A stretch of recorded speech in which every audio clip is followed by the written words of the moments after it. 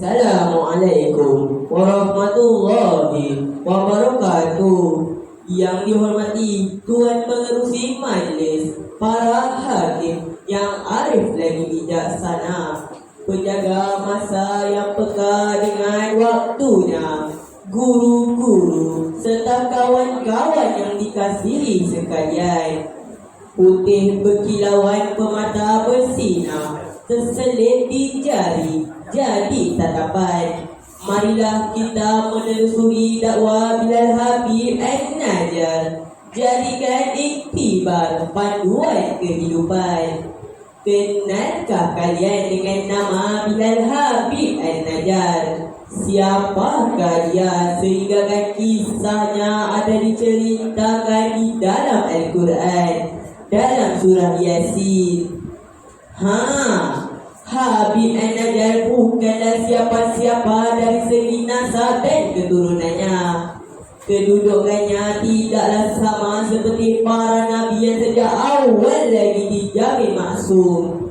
Darjatnya dimuliakan hanya kerana dia seorang yang taat dan patuh kepada Allah, serta mengabdikan dirinya ke dalam bidang dakwah.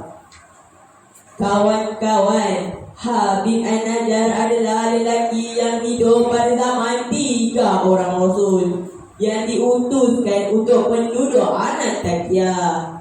Dakwanya ditolak dan mereka menerima ancaman bunuh sekiranya tidak berhenti berdakwah. Firman Allah surah Yasin ayat 14. A'udzu billahi minasy syaithanir rajim. Iza arsalna ilaihim musnaini fakazzabuhuma fa'azzazna. Sadaqallahul azim.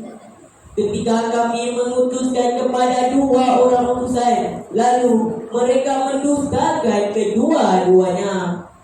Kawan-kawan nak tahu tak? Habib An-Najjar juga dikenali dengan Ar-Rajul, iaitu lelaki yang datang dari hujung kampung selepas mendengar berita utusan Allah akan dibunuh. Apa yang mengagumkan, Habib An-Najjar bangkit mempertahankan dakwah Rasul. Habib berkata, wahai kaumku, ikutilah para utusan itu. Sesungguhnya mereka itu adalah orang yang mendapat petunjuk. Orang ramai terkejut dan keheranan melihat lelaki itu. Siapakah dia? Lelaki itu ialah tukang kayu, digelar sebagai Bilal Habib An-Najjar. Kaumnya bukan sahaja tidak menerima ajakan Habib, malah bertambah marah. Namun Habib tidak mudah mengalah.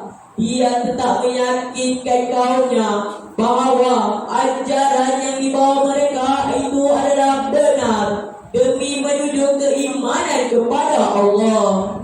Kaumnya bertanya, sudahkah engkau menerima agama mereka?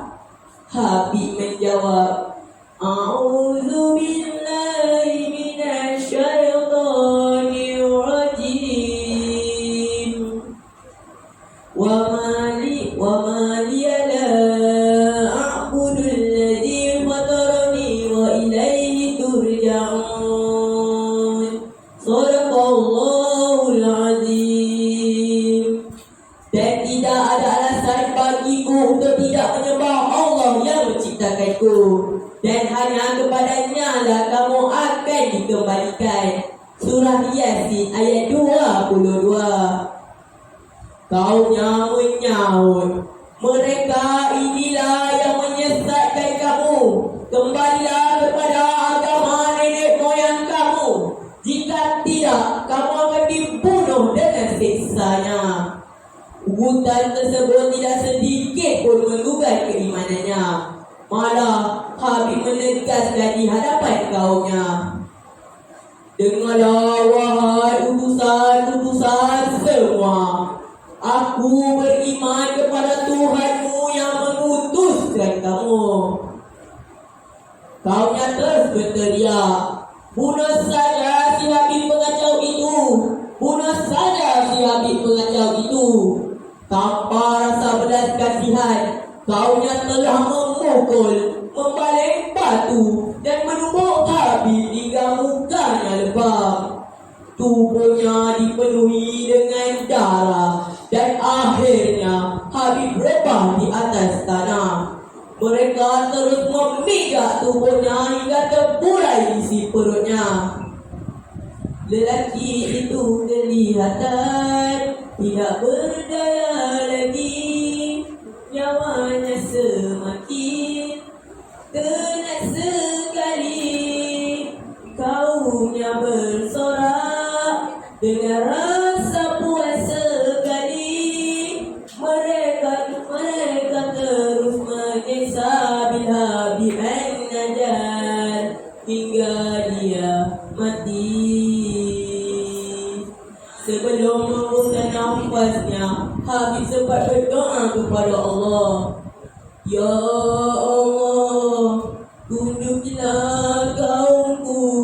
Sesungguhnya mereka itu adalah orang yang tidak mengetahui. Akhirnya syahidlah Habib.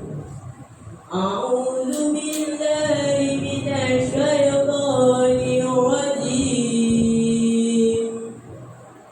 Qila dukhulil jannah qala ya laita qaumi ya'lamun.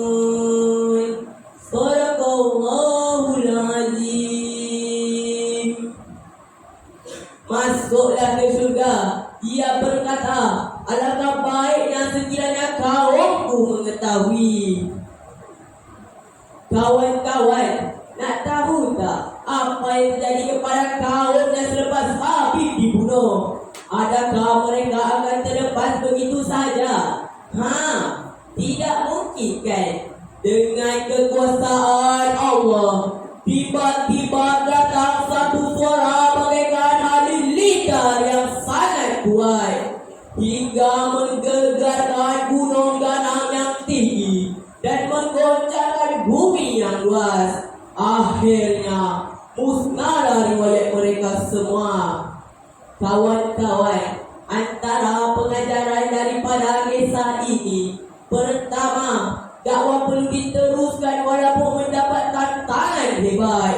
Kedua, setiap pengorbanan akan mendapat kemuliaan di sisi Allah. Ketiga, mereka yang ikat kepada Allah akan mendapat balasan sama ada di dunia atau di akhirat.